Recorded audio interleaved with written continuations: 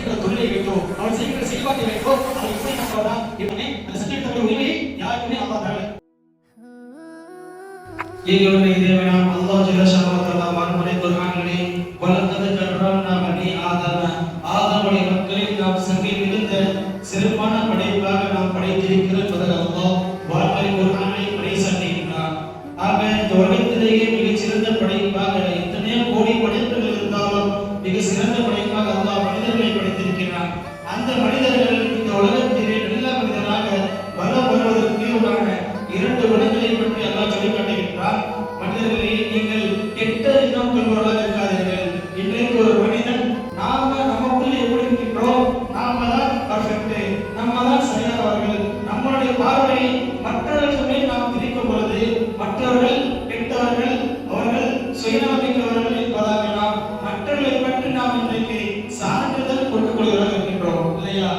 இன்னைக்கு நாம நல்லா இருக்கிறோம், நம்ம நல்லா பர்ஃபெக்டா இருக்கிறோம், நம்ம குடும்பம் நம்முடைய பார்வையில் எப்படி இருக்கிறது என்பதாக பார்த்தால் சிலர்கள் நம்மளும் நம்முடைய குடும்பமும் நல்லா இருக்குது, ஆனால் மற்றவர்கள் எப்படிப்பட்டவர்கள் இருக்கிறார்கள், கெட்டவர்களா இருக்கிறாங்க, மோசமான எண்ணவர்களா இருக்கிறாங்க. ஒருவேளை இன்னைக்கு நம்ம வீட்டுக்கு ஒரு சின்ன குழந்தை, பக்கத்து வீட்டு குழந்தை நம்ம வீட்டுக்கு வருது, வந்து விளையாடுது, வந்துட்டு போயிடுச்சு சொன்னா இன்னைக்கு சில குடும்பங்கள் கூட எல்லா பொருளும் வீட்டுக்கு கரெக்டா இருக்குதான்னு பாருங்க. ஏன்னா அந்த குழந்தை வந்திருக்குது, ஏதாவது எடுத்துட்டு போயிருக்கலாம், இது நினைக்கும் மகளிருக்கு இன்றைக்கு அவனுடைய எண்ணங்கள் இன்னைக்கு தவறாக முறையில் இருந்து கொண்டிருக்கிறது இல்லையா? இருக்கிறதா இல்லையா? இருக்கிறது தான் இன்னைக்கு பேசிக் கொண்டிருக்கிறோம். ஆக நம்முடைய எண்ணங்களை சரியான முறையில் நாம் விதைத்தால்தான் நம்முடைய செயல்கள் சிறந்த முறையில் இருக்கும். பெருமானார் ஸல்லல்லாஹு அலைஹி வஸல்லம் சொல்கிறார்கள், இன்னமல் அஅமாலு பின்னியாத், நிச்சயமாக நம்முடைய எண்ணங்கள் தான் செயல்களாக பிரதிபலிக்கிறது என்பதாக பெருமானார் ஸல்லல்லாஹு அலைஹி வஸல்லம் சொல்கிறார்கள். ஆக இன்னொரு ஹதீஸ் அடிப்படையிலே பெருமானார் ஸல்லல்லாஹு அலைஹி வஸல்லம் அவர்கள் என்னுடைய உம்மத்திற்கு, என்னுடைய சமூகத்திற்கு 3 குணங்கள் கண்டிப்பாக இருக்கும். 3 குணங்கள் என்னுடைய சமூகத்திற்கு கண்டிப்பாக இருக்கும். ஒன்றாவது சகுனம் பார்ப்பது, இரண்டாவது கெட்ட எண்ணம், மூன்றாவது பொறாமை. ஆக இதை சொல்லும் பொழுது பெருமானார் ஸல்லல்லாஹு அலைஹி வஸல்லம் ஒரு நபி தோழர், யா ரசூலுல்லாஹ், இந்த 3 குணத்தை மட்டும் ஒரு மனிதன் எப்படி தவிர்த்துக் கொள்வது என்பதை கேட்கும் பொழுது பெருமானார் ஸல்லல்லாஹு அலைஹி வஸல்லம் அன்றைக்கு அரபிகள் சகுனம் பார்ப்பார்கள். என்ன சொல்லணும்? பறவைகள் சகுனம். காலையிலேயே விடிகாலையிலேயே ஒரு வியாபாரத்துக்கு போறதுக்கு முன்னாடி பறவைகள் சகுனம் பார்ப்பாங்க. பறவைகள் பறந்து போகும். ஒருவேளை அவருடைய வலது கடமாக அந்த பறவைகள் பறந்து செஞ்சுச்சுன்னா இன்றைக்கு தான் நல்ல விளையாட்டு இருக்குது, இன்னைக்கு வியாபாரத்துக்கு போகலாம், இது மாதிரி நினைத்துக் கொள்வார்கள். ஆக அந்த பறவைகள் வலது பக்கம் பறந்துச்சுன்னா வியாபாரத்துக்கு போவாங்க. அப்படி இல்லை இடது பக்கமாக பறந்து போச்சுன்னா கெட்ட சகுனமாக நினைத்து அன்றைக்கு கூட வியாபாரத்துக்கு போக மாட்டாங்க. ஆக இன்றைக்கு நாம எப்படி இருக்கிறோம், அதை போன்று இன்றைய நாள் நல்ல நாள், இன்றைக்கு கல்யாணம் வைக்கலாம், லுகருக்கு முன்னாடி கல்யாணம் வைக்கிறவங்க இருக்காங்க, அசரப்ப கல்யாணத்தோட இருக்கிறாங்க. ஆக எல்லா நாளும் இந்த உலகத்திலேயே அல்லாஹ் படைத்த இந்த 7 நாட்களுமே மிக சிறந்த நாட்கள் தான். ஆகையால் தான் அல்லாஹ் ஒரே இரவில் ஒற்றைப்படை இரவை வைக்காமல் 5 நாட்களாக இந்த இரவை நமக்கு தந்திருக்கிறார். ஆக எல்லா நாளுமே சிறந்த நாட்கள் தான். எல்லா நாளிலுமே நாம் நல்ல விதமான விசேஷங்கள் நடத்தலாம் என்பது எந்த விதமான சந்தேகமும் கிடையாது. ஆக சகனம் பார்ப்பது இஸ்லாத்திலே கிடையாது. அதாக பெருமானார் ஸல்லல்லாஹு அலைஹி வஸல்லம் சொல்றாங்க. இரண்டாவது ஒரு முன்னில் இருக்கக்கூடிய ஒரு குணம் பொறாமை. அந்த பொறாமை உங்களுக்கு வந்துச்சுன்னா நீங்க என்ன செய்யுங்க? அஸ்தக்ஃபிருல்லாஹ், அல்லாஹ்விடத்தில் நீங்கள் பாதுகாவல் தேடிக் கொள்ளுங்கள் என்பதாக பெருமானார் ஸல்லல்லாஹு அலைஹி வஸல்லம் சொல்றாங்க. மூன்றாவது ஒரு மனிதனுக்கு இருக்கின்ற மிக குணம் என்ன தெரியுமா? ஒரு முஃமினுக்கு இந்த சமூகத்திற்கு இருக்கக்கூடிய குணங்களில் மூன்றாவது குணம் கெட்ட எண்ணம். அப்படி உங்களுக்குள்ள ஒரு கெட்ட எண்ணம் வந்து சொன்னால் நீங்கள் என்ன செய்ய?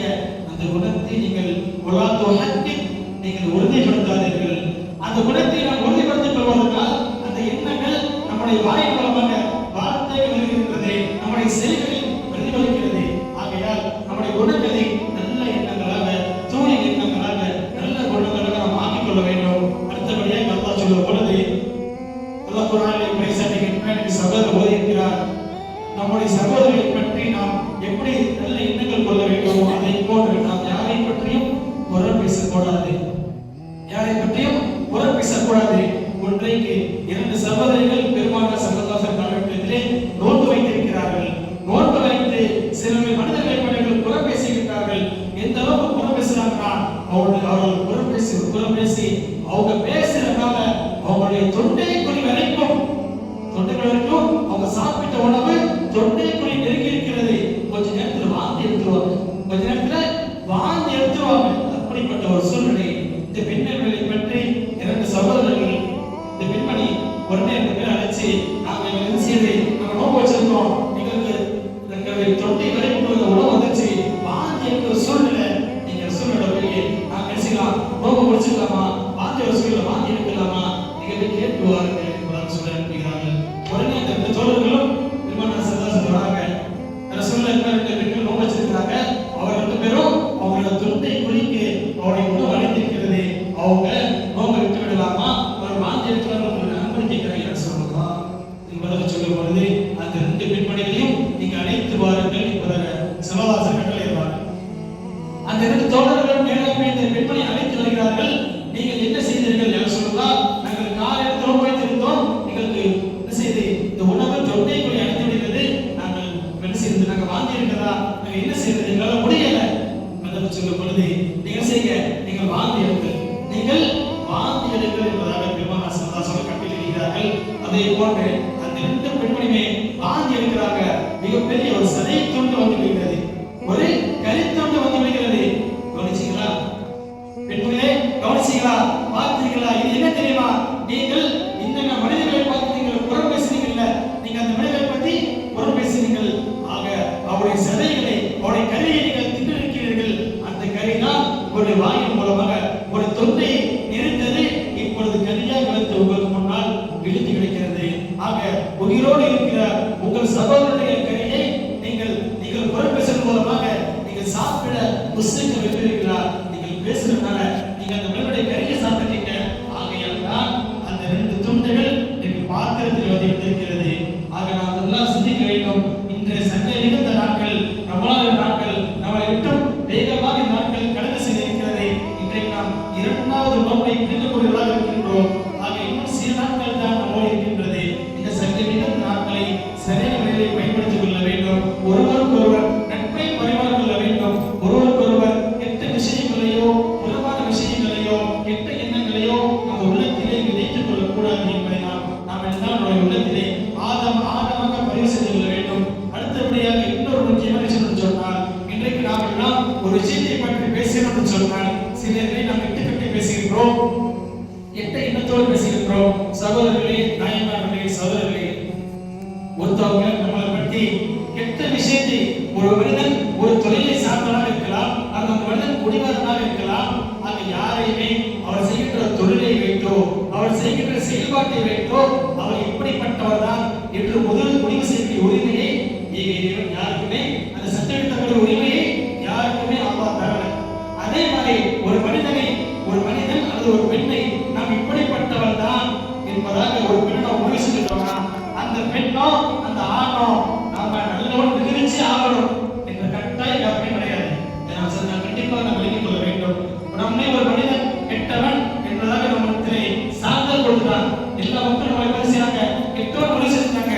அந்த மக்களுக்கு போய் நான் நல்லவன் என்பதாக நிரூபிக்க வேண்டிய அவசியமே கிடையாது. நம்முடைய எண்ணமும் நம்முடைய செயல்களும் அல்லாஹ்வுடைய படத்தை சார்ந்தது. எப்படிங்க எண்ணமும் நம்முடைய செயல்களும் அல்லாஹ் படத்தை சார்ந்தது. அவனிடத்திலே விட்டு விட வேண்டும். சந்தர்ப்ப சூழ்நிலைக்கு ஏற்றவாறு அல்லாஹ் மக்களுக்கு நம்மை எப்படிப்பட்டோம் என்பதை வெளிச்சமாக காட்டுவார். ஆக நம்முடைய எண்ணங்களை தூய்மையான எண்ணங்களாகவும் நம்மளுக்கு அல்லாஹ் தரித்திருக்கின்ற இந்த சரியிருந்த ரமலானுடைய நாட்களை சரியாக பயன்படுத்தி அமல்கள் விஷயத்திலே அதிகமாக பயன்படுத்தி நம்முடைய பொருத்தத்தை பெற்ற நல்ல அடியார்களாக அல்லாஹ் உங்களையும் என்னையும் ஆக்கி அருள்புரிவானாக. ஆமீன்.